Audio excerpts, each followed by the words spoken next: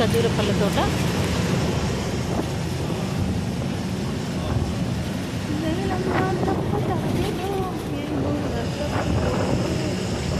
ఈ అడవికి అడవి ప్రకృతిలో పార్వతి పాట భూమి, నీరు, నిప్పు, గాలి, ఆకాశం, వాయువులు అవన్నీ కాలుష్యాల వల్ల ఎండిపోతే పార్వతి మాత మళ్ళీ అవతారం ఎత్తి ప్రజలను బతికించాలని అమ్మ అవతారం ఎత్తిందండి. జనంగా మారింది. ప్రకృతి ఉన్నది, అందుకే ఆ ప్రకృతిని కాపాడే బాధ్యత శివుడికి. శివుడికి పూజ చేస్తే మట్టితో చేస్తే చాలా ఇష్టం శివలింగాన్ని. ఎందుకంటే భూమి, ప్రకృతి, పార్వతి మాత కాబట్టి శివయ్యకు జలం మళ్ళీ పాత జలంగా కూడా మారింది. అందుకోసమని ఆ జలాన్ని దక్షుడి ఇంట్లో అమ్మ పార్వతి మాత దక్షుడు తపస్సు చేశాడు. నాకు గౌరీ మాత, పార్వతి మాత నా కడుపులో పుట్టాలి, అలా సతీదేవి నా కడుపులో పుట్టాలని దక్షుడు తపస్సు చేశాడు. తపస్సు చేస్తే బ్రహ్మదేవుడు మెచ్చి పార్వతి మాత వాళ్ళ కడుపున ఇచ్చాడు. కడుపున ఇస్తే అందరూ 101 మంది బిడ్డలు దక్షునికి. అందరు బిడ్డలు భయపడితే ఈ బిడ్డను భయపడకుండా పెంచాడు. మాటకు మాట సమాధానం, ఎదురు చెప్పడం, దక్షుడు ఏదంటాడు అలా గారభంగా పెంచినందుకు పార్వతి మాత దక్షుడికి భయపడదు. దక్షుడికి భయపడక ఉంటే ఎందుకు నీకు ఇంత ధైర్యం అని అడుగుతాడు దక్షుడు. నువ్వే కదా నన్ను ఇలా పెంచావు, ధైర్యంగా ఉండాలని, మాట కదా అని అంటే ఈ దక్షుడు ఒప్పుకోడు.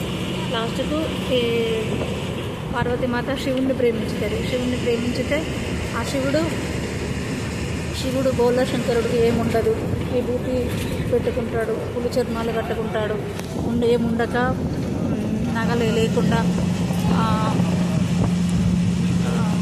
ఆభరణాలు, రుద్రాక్షలు ధరిస్తాడు, రాగి భూషణాలు ధరిస్తాడు, నాగపాములు వేసుకుంటాడు. శివుడు మంచివాడు కాదు అని దక్షుడు అహంకారంతో విర్రవీగుతూ అమ్మవారిని తిరిగి ఒప్పుకోకపోతే మళ్ళీ లాస్ట్కు చేసుకుంటుంది అమ్మ. లాస్ట్కి ఒప్పుకొని నేను అతన్నే చేసుకుంటానని, కారణ జన్మరాలు కదా అమ్మ ఎక్కడ పుడితే శివుడు అక్కడికి వెళ్తాడు. అప్పుడు పెళ్లి చేసుకుంటారు. పెళ్లి చేసుకున్న తర్వాత అసలే శివుడు అంటే ఇష్టం లేని దక్షుడికి అమ్మ పోతాడు. కొత్తగా పెళ్ళి ఇంటికి పోయేసరికి దక్షుడు యజ్ఞం చేస్తాడు. అందరు బిడ్డలను పిలుస్తాడు. సో ఈ బిడ్డను పిలవడు. ఈ గౌరీ మాతను దాక్షాయని పిలవకుండా యజ్ఞం చేసుకుంటాడు. యజ్ఞం చేసుకున్న తర్వాత పిలువని పేరంటానికి వెళ్ళొద్దు సతీ అని చెప్తాడు. ఆమె లేదు నాన్న కదా, నాకు పుట్టిల్లు వేరేదేంటి నాదా, నేను వెళ్తాను అని చెప్తుంది. చెప్పిన తర్వాత ఈ అమ్మ వెళ్తుంది.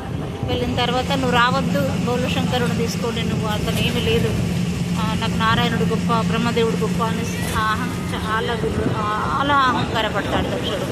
అహంకారపడితే ఈ శివుడు ఈ అమ్మను అవమానిస్తాడు. ఎందుకు వచ్చినామని అక్కజెల్లెలను మాట్లాడనీయడు, వాళ్ళ అమ్మను మాట్లాడనీయడు. 101 మంది అక్కజెల్లెలను మాట్లాడనీయకపోతే ఈ అమ్మ ఏం చేస్తుంది, బాధపడుతుంది. సతీ నువ్వు ఎందుకు వచ్చినావు, నువ్వు వెళ్ళిపోమంటది. నా భర్తను విలువంది చేయడం కరెక్ట్ కాదు కదా నాన్న, ఇంత అవమానాలు నన్ను చెయ్యొద్దు తండ్రి అని అంటే, లేదు నువ్వు చచ్చిపో, లేదా వెళ్ళిపో మా ఇంట్లో నుంచి అంటే అప్పటికప్పుడు తన అగ్నిహోత్రాన్ని సృష్టించుకొని ఆ హోమగుండంలో పడి చనిపోతుంది అమ్మ. చనిపోయిన తర్వాత ఇక్కడ త్రికాల జ్ఞాని కదా శివయ్య, అన్నీ తెలుస్తూ ఉంటాయి. అన్నీ తెలుస్తూ ఉన్న తర్వాత ఒక జటాన్ని తీసి అడిగి కింద పడేసిన తర్వాత వీరభద్రుడు అయి వస్తాడు. వీరభద్రుడికి ఏమని చెప్తాడు, ఒక దక్షుడిని మాత్రమే తల నరికేయమని చెప్తాడు. కానీ ఇతను అందిన ఊళ్ళను అందినట్టుగా ఉచ్చకొత్త కోసాడు.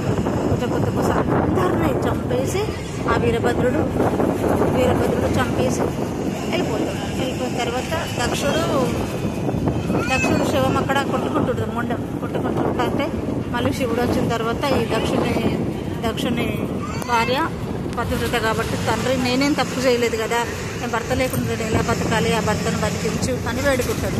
వేడుకున్న తర్వాత బోల శంకరుడు కదా, అంత తప్పు తను చేసినా కూడా మళ్ళీ తనకు ఒక మేక తలకాయను పెట్టి తన ప్రాణాన్ని బతికిస్తాడు. అది దక్షుడు. అయితే ఈ అమ్మ ఏం చేస్తుంది, దక్షునికి ముర్ర పెట్టుకుంటుంది, నాన్న నేను నీ ఇంట్లో గౌరీదేవిని పుట్టిన, గౌరీదేవికి నువ్వు అమ్మవారికి తపస్సు చేసుకుంటే నేను నీ ఇంట్లో పుట్టాను, నన్ను నీ బిడ్డనని అంత మాత్రాన నన్ను ఇలా చెయ్యకు, దక్ష యాగం చెయ్యకు అని అంటుంది. అన్న తర్వాత తన అహంకారానికి తగ్గట్టుగా తల నరికేసుకుంటాడు. అప్పుడు అహంకారం పోతుంది. మళ్ళీ ఇప్పుడు ఆ సతీ వియోగంతో శివుడు ప్రేమ, చాలా ప్రేమ కాబట్టి అర్ధనారీశ్వరుడు కదా. సతీ వియోగంతో శివుడు స్పృహ ఉండదు అతనికి. ఇక స్పృహ లేక మామూలు మానవుని లెక్క ఆ సతీ విగ్రహాన్ని, ఆ సతీ శవాన్ని బూడిదైపోతుంది హోమగుండంలో పడి తీసి, ఆ యజ్ఞగుండంలో నుంచి తీసి సూక్ష్మ శరీరాన్ని చేసి ఆ శరీరాన్ని భుజాన్ని వేసుకొని తిరుగుతూ ఉంటాడు. నువ్వు లోకాల నేల లోకాల కర్తవు, ఇలా నువ్వు సృష్టిని నడిపించాలి కదా, మన ధర్మం ఏమిటి, మహాశివ మన సఖికి రావా, నువ్వు మన లోకానికి రావా అని చెప్పి సుదర్శన చక్రాన్ని ఈడిస్తాడు ఇతను విష్ణుమూర్తి. సుదర్శన చక్రాన్ని వదిలిపెడితే సతీదేవి ఖండాలుగా అయిపోతుంది. ఖండాలుగా అయిపోయి ఇప్పుడు 108 శక్తిపీఠాలుగా అమ్మ ప్రపంచం మీద పడింది. ఆ శక్తిపీఠాలు పడ్డ కాడ మళ్ళా స్వయంగా శివుడే వెళ్ళి ఆ శక్తిపీఠం ఒకటి అక్కడ శివుడు ఉండాలి. అట్లా ఉంటేనే ఒక్క రోజుల్లోనే అట్లా ఉంటేనే ప్రపంచమంతా స్థాపన, లేదంటే మళ్ళీ ఆ శరీరం కాకుండా పోతుంది. అంటే 108 శక్తిపీఠాలు ఉన్నాయి, 108 లింగాలు ఉన్నాయి. అప్పుడు అన్నీ ఆ శక్తిపీఠాలను చేసి ఇక అంతటా పడ్డ తర్వాత అప్పుడు అమ్మ ఇక మళ్ళీ శివుడు శాంతించి అసలు నాకు సన్యాసమే ముఖ్యం, నాకు పూజలు అవసరం, నాకు ప్రేమ అవసరం లేదు అంటే, నా రాతకు అమ్మ రాకటేంది, అమ్మ పుట్టుడేంది, పుట్టినగాడికి నేను ఒకటేంది, మళ్ళీ ఇదంతా నాకు అవసరమా నారాయణని మళ్ళీ తపస్సు చేసుకుంటుంటాడు. మళ్ళీ తపస్సు చేసుకుంటుంటే ఆ పర్వతరాజు మళ్ళీ ప్రార్థన చేస్తాడు శివుడికై, గౌరీదేవి అంతటి బిడ్డ పుట్టాలి, గౌరీదేవి అంతటి బిడ్డ పుట్టాలి, శివుడు అంతటి అల్లుడు రావాలని. అప్పుడు వీళ్ళ తపస్సు మెచ్చిన పర్వతరాజుకు అభరమిస్తాడు శివుడు. అక్కడ పార్వతీమాత పుడుతుంది. పార్వతీమాత పుట్టి శివుడు తపస్సు చేసుకుంటా అక్కడ ఉంటాడు శివుడు. మానస సరోవరం హిమాలయాలలో శివుడు ఉంటే అక్కడ ఈ అమ్మ శివుడికి ఏమేమి కావాలో అన్నీ ఎదుగుతా అంటే అన్నీ శివుడియే ఆలోచనలు, శివుడియే కథలు, శివుడియే అన్ని శివుడి గురించే పాటలు పద్యాలు వినుకుంటూ ఉంటుందమ్మ.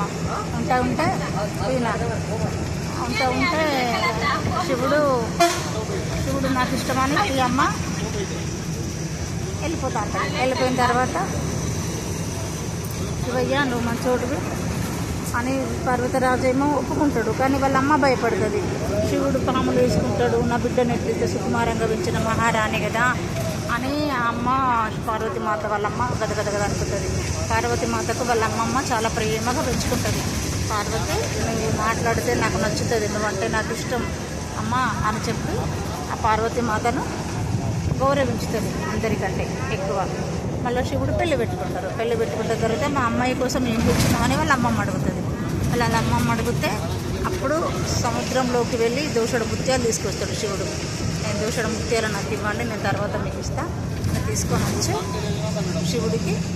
శివుడు అమ్మకి ఇస్తాడు. ముత్యాలు ఇచ్చి పెళ్లి చేసుకుంటారు. పర్వతరాజుకి ఏం తక్కువ, భోగ వైభోగాలతో అంగరంగ వైభవంగా పెళ్లి చేసుకుంటే నంది ప్రమద కణాలు అందరూ వస్తారు. వచ్చి చక్కగా పెళ్లి కుమారుడు అయిన తర్వాత ఆ సంతోషాన్ని తట్టుకోలేక ఈ నాగుంపావును విసురుతాడు ఆయన. ఈ దక్షిణ రాజ్యాన నాగుంపావును విసిరితే వాళ్ళ అమ్మ మస్తు భయపడుతుంది. సతీ పార్వతీదేవి వాళ్ళ అమ్మ గజ దానికి సృహ తప్పిపోతుంది. ఆ పర్వతరాజు వచ్చి మాత ఎంతో ఈ నాగరాజుని చూసినది. ఇది ఆదిలాబాద్ పోయే రూట్ అండి. మీకు ఇది ఆదిలాబాద్ పోయే రూటు. ఇది నిర్మల్ నుంచి వస్తుంది బస్సు. ఇది ఆదిలాబాద్ పోయే రూటు. ఇటు మంచిర్యాల వెళ్తుంది. 3 రూట్లు ఉన్నాయి ఇక్కడ. ఆదిలాబాద్ మంచిర్యాల వెళ్ళేది. అడవి దట్టమైన అడవులు అండి. ఆదిలాబాద్ అడవులు అంటే ఇది మన చరిత్రలో సోషల్లో రెడీ అయి ఉన్నాయండి. సోషల్లో ఉన్నాయి, గూగుల్లో ఉన్నాయి, సోషల్ స్టడీస్లో ఉన్నాయి. అయితే ఇక సతీదేవి పెళ్ళైతే ఆ సతీదేవి స్వామికి అన్నం తినిపించదు. అన్నం తినిపించకపోతే అక్కడ ఉన్న కన్నెత్తి కూడా చూడదు ఈ అమ్మ, ఈ సిగ్గుపడుతూ శివుణ్ణి చూడడానికి. ఇన్ని రోజులు నన్ను ప్రేమించావు, నిన్ను చూస్తేనే నీకోసమే నేను వచ్చాను కదా ప్రియా, నన్ను ఎందుకు ఇలా చేస్తావని ఆ అమ్మ అన్న తర్వాత వీళ్ళు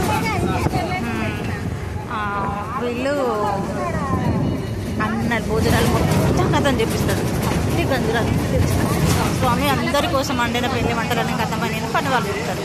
అప్పుడు వాళ్ళ అమ్మమ్మ చెప్తుంది, సలహా ఇస్తుంది, పార్వతి నువ్వు శివుడికి భోజనం తెప్పించు, అన్ని స్వస్థాలతో అన్నమూలే అమ్మ అన్నం పెట్టిన మూలే మళ్ళీ వాళ్ళ గంజులు అన్నాలన్నీ ఎక్కడెక్కడ నిండుకుంటాయి. దేశకి నా కోసం నీకోసం నేను వచ్చాను, నా కోసం నువ్వు రాకుంటే ఎట్లా అని అప్పుడు అంటాడు. ఓం నమ శివాయ. శివపురాణాన్ని దాదాపు సతీదేవి దక్ష పురాణం చెప్పాను, కొంచెం పర్వతరాజులో పార్వతి పురాణం చెప్పాను. అండి నేను మాటూరి భవాని ఛానల్ సబ్స్క్రైబ్ చేసుకొని షేర్ చేసుకుని లైక్ చేయండి. నేను అడవిలో నుంచి ప్రయాణం చేస్తున్నాను. కానపూర్ నుంచి మొదలుకుంటే ఆదిలాబాద్ రూట్ వరకు దాటే వరకు ఇది అయిపోయింది. అండి